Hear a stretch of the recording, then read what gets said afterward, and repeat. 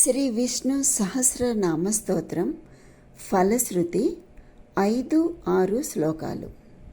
భక్తిమాన్యః సదోత్థాయ శుచిస్తద్గతమానసః సహస్రం వాసుదేవస్య నామ్నామేతత్ ప్రకీర్తయేత్. 6వ శ్లోకం.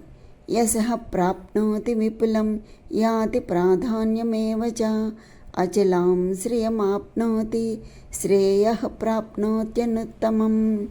ఇందులో యహ అనగా ఎవడైతే భక్తిమాన్ అంటే పరమేశ్వరుని యందు అనురాగముతో, సదోత్థాయ అంటే ఎల్లప్పుడూ జాగ్రత్తావస్థలో చురుకుగా, శుచిహి అనగా పరిశుద్ధుడై, తద్గతమానసః అంటే భగవంతుని యందు లగ్నమైన మనస్సు కలవాడై, ఏతత్ సహస్రం వాసుదేవస్య అనగా ఈ విష్ణు సహస్ర నామములను నామ్నాం ప్రకీర్తయేత్ అనగా కీర్తించునో అతడు విపులం యశః ప్రాప్నోతి అంటే విస్తారమైన కీర్తి పొందును.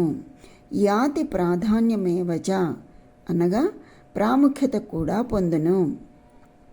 అచలాం శ్రియమాప్నోతి అంటే తరిగిపోని సంపద పొందును. అనుత్తమం శ్రేయః ప్రాప్నోతి అనగా మిక్కిలి ఉత్తమమైన శ్రేయస్సును పొందును అని. భక్తిమాన్యః సదోత్థాయ శుచిస్తద్గతమానసః సహస్రం వాసుదేవస్య నామ్నామేతత్ ప్రకీర్తయేత్.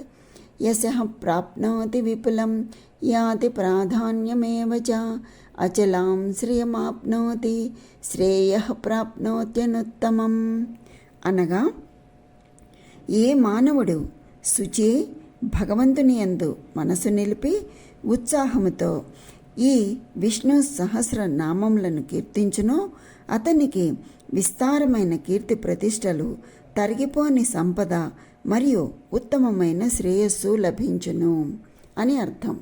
స్వస్తి.